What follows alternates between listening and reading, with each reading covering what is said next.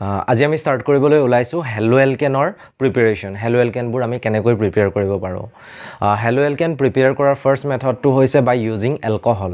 Alcohol use কৰি আমি hello এলকেন prepare কৰিবলৈ ইজি হয়। কিয় ইজি হয়? কাৰণ এলকহলবোৰ ইজিলি এভেইলেবল হয়। এতিয়া চাবা হেলো এলকেনবোৰক আমি কেনেকৈ প্ৰিপেয়াৰ কৰিব পাৰোঁ আমি জানিব লাগিব by action of halogen acids on alcohol. অকল এলকহল হ'লেইতো নহ'ব, আমাক কি লাগিব? এটা হেলোজেন থকা কম্পাউণ্ড লাগিব, আৰু সেই হেলোজেন থকা কম্পাউণ্ডটো কি হয়? এটা হেলোজেন এচিড বা হাইড্ৰজেন ক্লৰাইড, হাইড্ৰজেন ব্ৰমাইড। ইয়াত জেনেৰেল কৰি থোৱা আছে হেলোজেন এচিড বুলি কোৱা হৈছে, কিন্তু স্পেচিফিকেলি যদি ক'বলৈ যাওঁ তেতিয়াহ'লে হাইড্ৰজেন ক্লৰাইড, হাইড্ৰজেন ব্ৰমাইড এনেকুৱা ধৰণৰ ৰিয়েজেণ্টবোৰ হ'ব। এতিয়া কি লিখিছে চোৱা, ইয়াত alcohols are converted into halo alkanes. এলকহলবোৰক হেলো এলকেনলৰে কনভাৰ্ট কৰা হয় by treatment with halogen acid.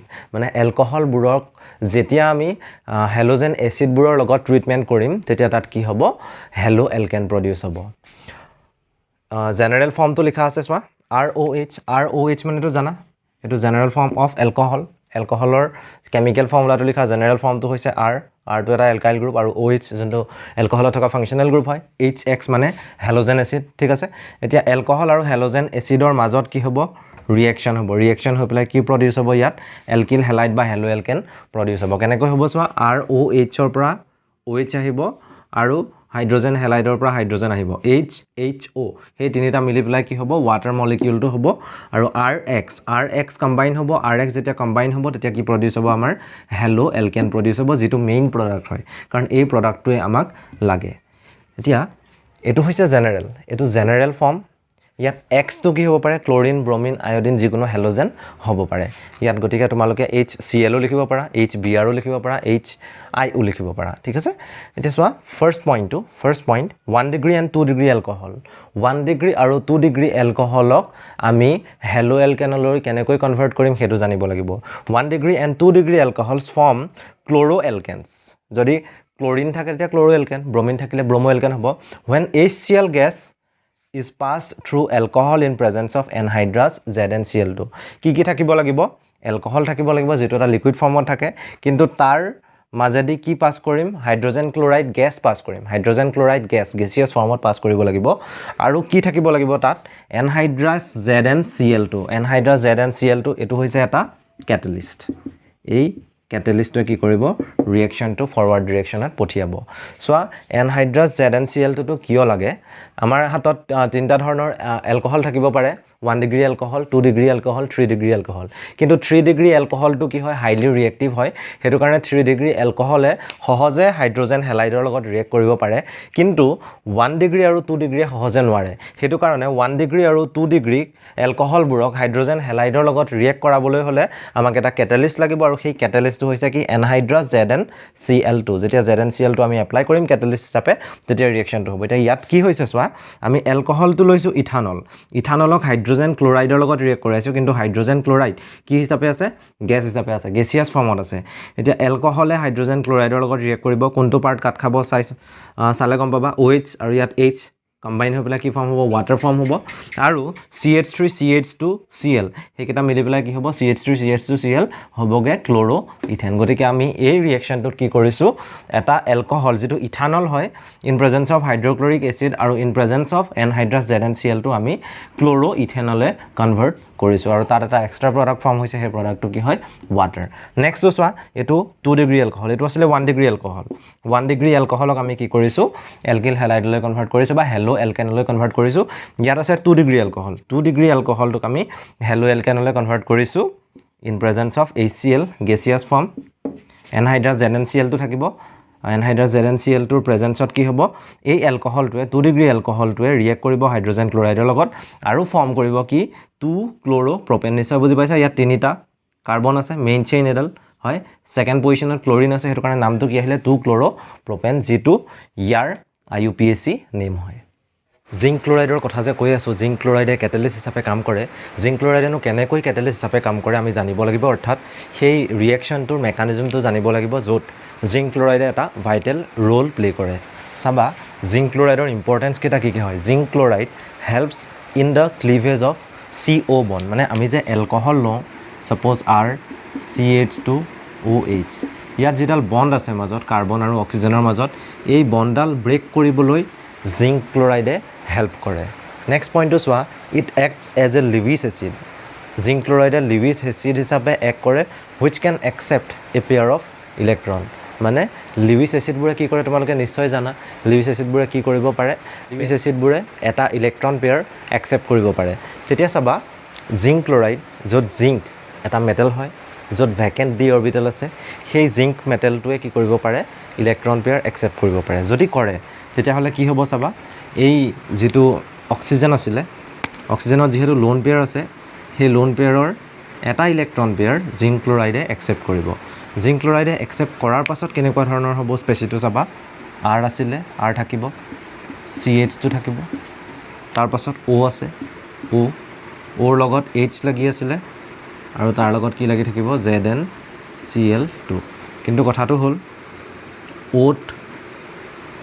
ইয়াত Oটোৰ কি হৈ আছিলে, অক্টেট কমপ্লিট হৈ আছিলে। অক্সিজেনৰ আউটাৰমোষ্ট শেলত 8টা ইলেক্ট্ৰন আছিলে, কিন্তু ইয়াত নাই। সেইটো কাৰণে অক্সিজেনৰ ওপৰত পজিটিভ চাৰ্জ এটা আহিব আৰু জিংকৰ ওপৰত এটা নিগেটিভ চাৰ্জ আহিব। ইয়াত লাগিব HCl, in presence of HCl হৈ আছে। নেক্সট ষ্টেপত কি হ'ব চাবা, যিটো স্পেচি ফৰ্ম হ'ল RCH2O পজিটিভ, ZnCl2 নিগেটিভ। ইয়াত কি হ'ব চাবা, Cl নিগেটিভ, যিটো HClৰ পৰা আহিব, HClৰ পৰা Cl নিগেটিভ এটা আহিব।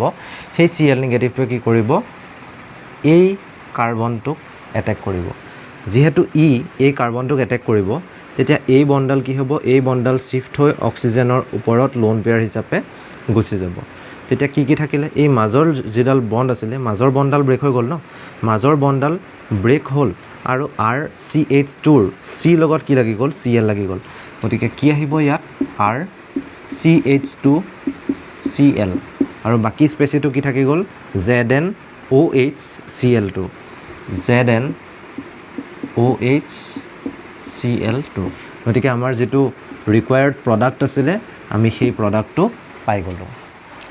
3 ডিগ্ৰী এলকহলবোৰ হাইলি ৰিয়েক্টিভ হয়। কিয় ৰিয়েক্টিভ হয়, কাৰণ 3 ডিগ্ৰী এলকহলত 3টাকৈ ইলেক্ট্ৰন ৰিলিজিং গ্ৰুপ থাকে। ইয়াত যদি চোৱা, এই CH3টো, এই CH3টো আৰু এই CH3টো, এইকেইটা কি হয়, ইলেক্ট্ৰন ৰিলিজিং গ্ৰুপ। আৰু সেই ইলেক্ট্ৰন ৰিলিজিং গ্ৰুপকেইটাই কি কৰিব পাৰে, ইলেক্ট্ৰনবোৰ পুছ কৰিব পাৰে টুৱাৰ্ডছ দিছ কাৰ্বন এটম। আৰু এই কাৰ্বনটোলৈ যেতিয়া পুছ কৰিব, এই অক্সিজেনটোৱে কি কৰিব, সেই ইলেক্ট্ৰনখিনি নিজৰ ফালে টানিব। আৰু সেই অক্সিজেনটোৱে ইলেক্ট্ৰনখিনি নিজৰ ফালে টনাৰ কাৰণে এই কাৰ্বনটোৰ ওপৰত পাৰ্চিয়েল পজিটিভ চাৰ্জ ডেভেলপ হ'ব, আৰু এই অক্সিজেনটোৰ ওপৰত পাৰ্চিয়েল নিগেটিভ চাৰ্জ ডেভেলপ হ'ব, যাৰ কাৰণে কাৰ্বন আৰু অক্সিজেনৰ মাজৰ বণ্ডাল বেছি পলাৰ হ'ব, আৰু ইজিলি এই কাৰ্বন আৰু অক্সিজেনৰ মাজত থকা বণ্ডাল কি হ'ব পাৰিব, ব্ৰেক হ'ব পাৰিব। গতিকে 3 ডিগ্ৰী এলকহল, আমি এটা 3 ডিগ্ৰী এলকহল লৈছোঁ। সেই 3 ডিগ্ৰী এলকহলটোক এটা হাইড্ৰজেন হেলাইডৰ লগত ৰিয়েক্ট কৰাইছোঁ, আৰু তাত কি হৈছে, এটা এলকিল ব্ৰমাইড ফৰ্ম হৈছে। আৰু এলকিল ব্ৰমাইডটো কি হয়, এইটো 3 ডিগ্ৰীয়ে হয়। ইয়াত 3 ডিগ্ৰী এলকহল লৈছোঁ, আৰু ইয়াত 3 ডিগ্ৰী এলকিল হেলাইড এটা পাইছোঁ, লগতে আমি ৱাটাৰ পাইছোঁ। কিন্তু আমি মন কৰিব লাগিব যে 3 ডিগ্ৰী এলকিল হেলাইডটো in the absence of zinc chloride হয়, মানে জিংক ক্লৰাইডৰ প্ৰেজেঞ্চ নোহোৱাকৈও সেই ৰিয়েকশ্যনটো হ'ব পাৰে। কিয় পাৰে, কাৰণ এই যোনটো ৰিএজেণ্ট 3 ডিগ্ৰী এলকহল, সেইটো হাইলি ৰিয়েক্টিভ, সি ইজিলি ৰিয়েকশ্যনটো কৰিব পাৰে। গতিকে আমাক এক্সট্ৰাকৈ আকৌ এটা কেটালিষ্ট নালাগে ৰিয়েকশ্যনটো কৰাবলৈ। তাৰপাছতে আৰু এটা ৰিয়েকশ্যন আহিলে, এই ৰিয়েকশ্যনটোত কি কৰা হৈছে চাবা, এটা এলকহল লোৱা হৈছে 1 ডিগ্ৰী এলকহল, তাক হাইড্ৰজেন ব্ৰমাইডৰ লগত ৰিয়েক্ট কৰোৱা হৈছে। খালি ইয়াত এচিড কেটালিষ্ট লোৱা হৈছে, acid catalyst H2SO4 in the presence of heat, মানে আমি ইয়াত হিট এপ্লাই কৰিব লাগিব। এলকহলটোতো ল'বই লাগিব, তাত হাইড্ৰজেন ব্ৰমাইড মিক্স কৰিব লাগিব, লগতে কনচেনট্ৰেটেড H2SO4 দিব লাগিব, আৰু হিট দিব লাগিব। তেতিয়া কি হ'ব, আমাৰ এটা এলকিল হেলাইড ফৰ্ম হ'ব। ইয়াত 1 ডিগ্ৰী এলকহল আছে, আৰু ইয়াত এটা 1 ডিগ্ৰী এলকিল হেলাইড ফৰ্ম হৈছে। নেক্সট এটা কথা আহিলে, তোমালোকক মই কৈ আছোঁ যে এনহাইড্ৰাছ জিংক ক্লৰাইড, এনহাইড্ৰাছ জিংক ক্লৰাইড। এই এনহাইড্ৰাছ জিংক ক্লৰাইড মানেনো হয় কি, এনহাইড্ৰাছ জিংক ক্লৰাইড, এনহাইড্ৰাছ মানে হৈছে উইদাউট ৱাটাৰ, তাত মানে কোনো ধৰণৰ ৱাটাৰ নাথাকে, in the absence of water. আৰু জিংক ক্লৰাইডটো এটা কেমিকেল হয়, যিটো এটা হোৱাইট কালাৰৰ ছলিড হয়, হোৱাইট ছলিড।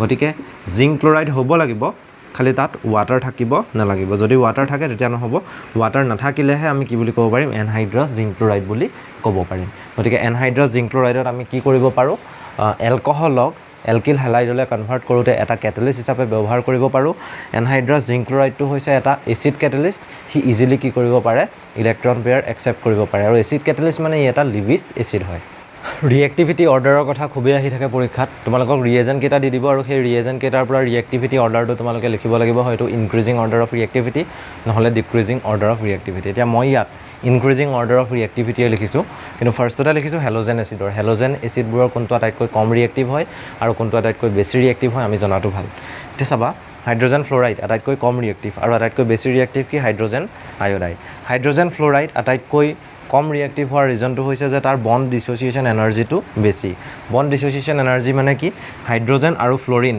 ইহঁতৰ মাজৰ যিডাল বণ্ড থাকিব সেই বণ্ডডাল ব্ৰেক কৰাটো আমাৰ কাৰণে বহুত কঠিন হয় বা তাত বণ্ড ডিছ'চিয়েশ্যন এনাৰ্জিটো আমি বহুত বেছি এপ্লাই কৰিব লাগে এনাৰ্জি বহুত বেছি এপ্লাই কৰিহে আমি ইয়াত থকা বণ্ডডাল ব্ৰেক কৰিব পাৰোঁ কিন্তু ইয়াত সেই বণ্ডডাল ইজিলি ব্ৰেক হয় মানে আমি এনাৰ্জি কম এপ্লাই কৰিলেও ইয়াত বণ্ডডাল কি হ'ব পাৰিব ব্ৰেক হ'ব পাৰিব সেইটো কাৰণে ই ইজিলি ৰিয়েক্ট কৰিব পাৰে কাৰণ ইয়াত বণ্ডডাল অতি সহজে ভাগি যায় ই ইজিলি ৰিয়েক্ট কৰিব নোৱাৰে কাৰণ ইয়াত বণ্ডডাল অতি সোনকালে ভাগি যাব নোৱাৰে কাৰণ ইয়াৰ বণ্ড ডিছ'চিয়েশ্যন এনাৰ্জিটো বহুত বেছি হয় তাৰপাছতে HCl আছে HBr আছে খালি আটাইতকৈ হাইলি ৰিয়েক্টিভ হৈছে HI আৰু আটাইতকৈ লিষ্ট ৰিয়েক্টিভ হৈছে সেইটো হৈছে কি HF নেক্সট আহিলে এলকহলৰ ৰিয়েক্টিভিটি অৰ্ডাৰটো চাব লাগিব আৰু সেইটো উলিয়াব লাগিব আমি এলকহলিক গ্ৰুপটোৰ লগত লাগি থকা যিটো কাৰ্বন সেই কাৰ্বনটোত কেইটা বেলেগ এলকাইল গ্ৰুপ আছে ইয়াত যদি চাওঁ প্ৰথমটোত যদি চাওঁ অকল এটা এলকাইল গ্ৰুপ আছে মানে ইলেক্ট্ৰন ৰিলিজিং গ্ৰুপ মাত্ৰ এটা কিন্তু ইয়াত ইলেক্ট্ৰন ৰিলিজিং গ্ৰুপ কেইটা আছে দুটা আছে আৰু ইয়াত যদি চাওঁ ইলেক্ট্ৰন ৰিলিজিং গ্ৰুপ তিনিটা আছে এইকেইটা কি কৰিব পাৰে ইলেক্ট্ৰন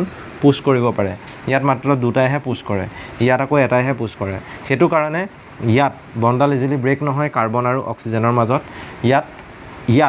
ইয়াতকৈ সহজে ব্ৰেক হ'ব কিন্তু ইয়াত আটাইতকৈ সহজে ব্ৰেক হ'ব এই বণ্ডডাল সেইটো কাৰণে এই 3 ডিগ্ৰী এলকহলবোৰক যেতিয়া এলকিল হেলাইডলৈ কনভাৰ্ট হয় তেতিয়া আমি ZnCl2 নিদিয়াকেও হৈ যায় কিন্তু 2 ডিগ্ৰী এলকহলত ZnCl2 দিব লগা হয় আৰু 1 ডিগ্ৰী এলকহলতো আমি ZnCl2 কেটালিষ্টটো দিব লগা হয় next type of preparation of halo এলকেনটো হ'ল বাই ইউজিং ফছফৰাছ হেলাইড মানে ফছফৰাছৰ হেলাইডবোৰ আমি ইউজ কৰি পেলাই কি কৰিব পাৰোঁ হেলো এলকেন প্ৰডিউচ কৰিব পাৰোঁ আমি দুটা টাইপৰ ফছফৰাছ হেলাইড লওঁ এটা হৈছে ফছফৰাছ পেণ্টা হেলাইড আৰু এটা হৈছে ফছফৰাছ ট্ৰাই হেলাইড ফাৰ্ষ্টতে ফছফৰাছ পেণ্টা হেলাইডটো চাই লওঁ ফছফৰাছ পেণ্টা হেলাইড ইউজ কৰোঁতে কি হৈছে এটা এলকহল লৈছোঁ সেই এলকহলটোক ফছফৰাছ পেণ্টা হেলাইডৰ লগত ৰিয়েক্ট কৰাইছোঁ আৰু তাত কি ফৰ্ম হৈছে যোনটো এলকহল আছিলে তাত থকা এলকাইল গ্ৰুপৰ পৰা সেই এলকাইল গ্ৰুপটো আহিছে আৰু কি তাৰ লগত কি লাগিছে হেলোজেন লাগিছে তাৰপিছতে ফছফৰাছ অক্সিক্লৰাইড ফৰ্ম হৈছে POCl3 যিটো লিকুইড ষ্টেটত থাকিব আৰু লগতে কি ফৰ্ম হ'ব হাইড্ৰ'ক্লৰিক এচিড তাৰে এটা এক্সাম্পল দিয়া হৈছে এইটো জেনেৰেল ফৰ্ম হয়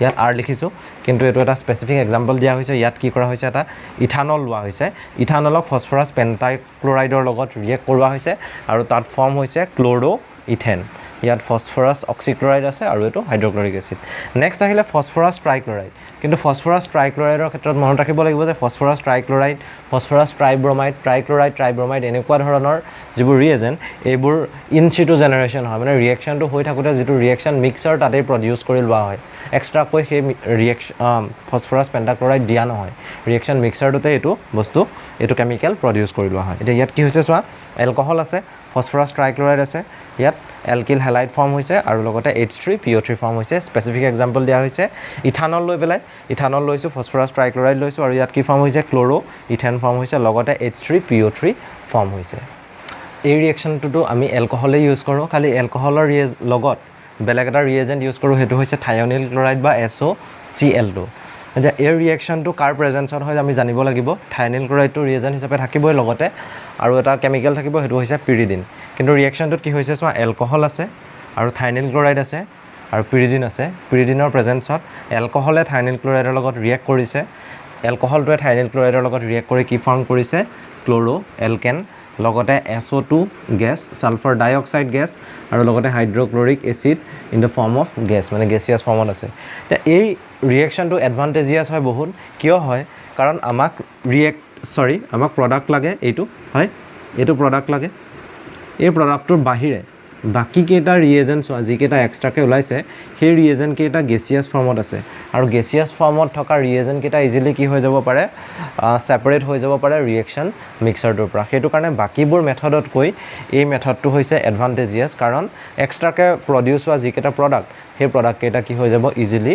ৰিয়েকচন মিক্সাৰটোৰ পৰা ৰিমুভ হৈ যাব ইয়াৰ এটা স্পেসিফিক এক্সাম্পল দিয়া হৈছে সেইটো লোৱা হৈছে ইথানল আৰু সালফাৰ থাইনিল ক্লোৰাইড ইহঁতৰ মাজত ৰিয়েকচন হৈছে হোৱাৰ পাছত কি ফৰ্ম হৈছে ক্লোৰো ইথেন ফৰ্ম হৈছে সালফাৰ ডাইঅক্সাইড গেছ আৰু হাইড্ৰক্লোৰিক এসিডৰ গেছিয়াছ ফৰ্মটো